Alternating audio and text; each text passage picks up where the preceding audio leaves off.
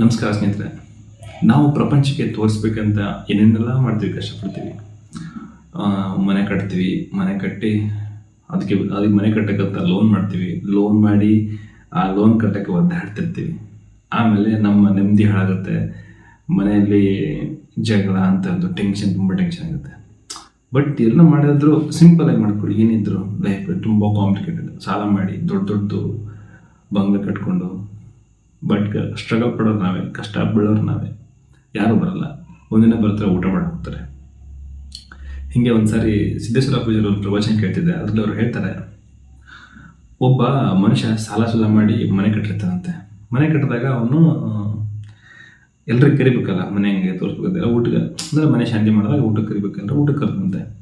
ಎಲ್ಲರೂ ಬರೋರಂತೆ, ಬಂದುಬಿಟ್ಟು ಚೆನ್ನಾಗಿ ಕಟ್ಟಿನವ್ರಂತೆ. ಆದರೆ ಹೋಗಿ ಬಂದುಬಿಟ್ಟು ಒಬ್ಬ, ಇದು ಬಾಗಿಲ ಇಲ್ಲಿರಬಾರ್ದಾಗಿತ್ತು, ಈ ಕಿಟಕಿ ಇಲ್ಲಿರಬಾರ್ದಾಗಿತ್ತು, ಈ ಹಾಲ್ ದೊಡ್ಡ ಮಾಡ್ಬೇಕಾಗಿತ್ತು, ಈ ಹಾಲ್ ಚಿಕ್ಕ ಮಾಡ್ಬೇಕಿತ್ತು, ಇದು ಹೆಂಗೆ ಬಿಟ್ಟೆ. ಅವನ ಮನಸ್ಸಲ್ಲಿ ಅಂದ್ಕೊಂಡಂತ ನಾನು ಇನ್ನನ್ನು ಕರಿಬಾರ್ದಾಗಿತ್ತು.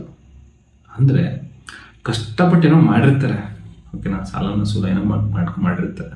ಹೋಗ್ಬಿಟ್ಟು ಖುಷಿಯಿಂದ ಏನಾದರೂ ನಮ್ಮ ಕೈಯಲ್ಲಿ ಕೂಡ ಕರ್ಕೊಟ್ಟು ಊಟ ಮಾಡಿಕೊಂಡು ಚೆನ್ನಾಗಿದೆ, ಅದ್ಭುತವಾಗಿ ಕಟ್ಟಿದ್ದೀರಾ, ಓಕೆನಾ. ಕಟ್ಟಾಗಿರುತ್ತೆ. ನೀವು ಕಟ್ಟಾಗ ಮುಂಚೆ ಬಂದುಬಿಟ್ಟು ಯಾರಿಗೂ ಹೇಳಲ್ಲ, ಓಕೆನಾ. ಕಟ್ಟಾದ್ಮೇಲೆ ಇದು ಚೇಂಜ್ ಮಾಡ್ಬೇಕು, ಅದು ತುಂಬ ಕಷ್ಟ. ಅದಕ್ಕೆ ಹೋದ ಕೆಲಸ ಮಾಡ್ಕೊಂಡು ಬಂದ್ಬಿಡ್ಬೇಕು. ಬಿಟ್ಟು ಉಪದೇಶ ಕೊಡ್ತಾರೆ. ಈ ವರ್ಡ್ ಯೂಸ್ ಮಾಡಬಾರ್ದು, ಬಟ್ ಉಪದೇಶ. ಯಾಕೆ ನೀನು ಸಾಧನೆ ಮಾಡಿರಲ್ಲ, ಅವನಿಗೆ ಅಷ್ಟೇ. ಈಗ ನನ್ನ ಏಜಿಗೆ ಒಂದು 100 kg ಎತ್ತೀನಿ ಅನ್ಕೊಳ್ಳಿ, ಅಂದರೆ ಒಂದು 70-80 kg ಎತ್ತೀನಿ ಆರಾಮಾಗಿ. ಇದೇ ಒಂದು 60 ವರ್ಷ 70 ವರ್ಷ ಆಗಿರುತ್ತೆ ಪೂರ್ತಿ, ಅವರಿಗೆ ಒಂದು 50 kg ಎತ್ಬೋದು ಅಂದಾಜು.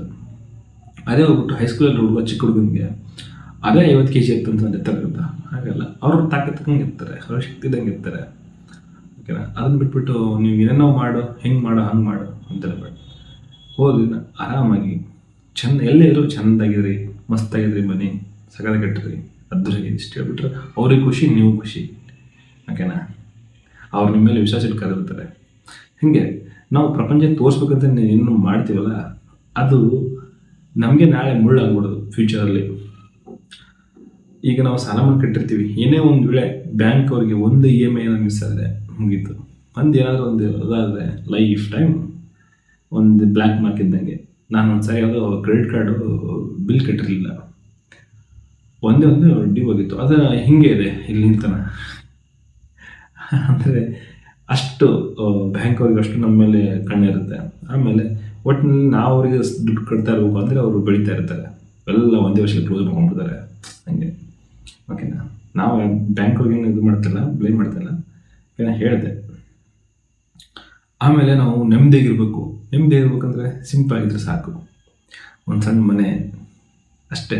ಸಣ್ಣ ಮನೆ ಅಂದರೆ ತುಂಬ ಇಷ್ಟು ಸಿಗೋದು, ಒಂದು ರೇಂಜಿಗೆ ನಮಗೆ ಎಷ್ಟು ಎತ್ತದ ಅಷ್ಟು ಆ ಥರ ಮನೆ. ನಮ್ಮ ಡ್ರೀಮ್ ಹೌಸ್ ಅಂದರೆ ಕೆಲವ್ರಿಗೆ ಇರುತ್ತೆ, ಹಂಗೆ ಮೇಲ್ಗಡೆ ಇದು ಕಟ್ಟಬೇಕು ಅಂತಿರುತ್ತೆ, ಓಕೆನಾ. ಅವ್ರಿಗೆ ಎದುರ್ತಾ ಅವ್ರು ಮಾಡಲಿ, ಬಟ್ ನಮ್ಮ ಹತ್ರ ಏನಿಲ್ಲ, ಅಷ್ಟೇ ಮಾಡೋಣ.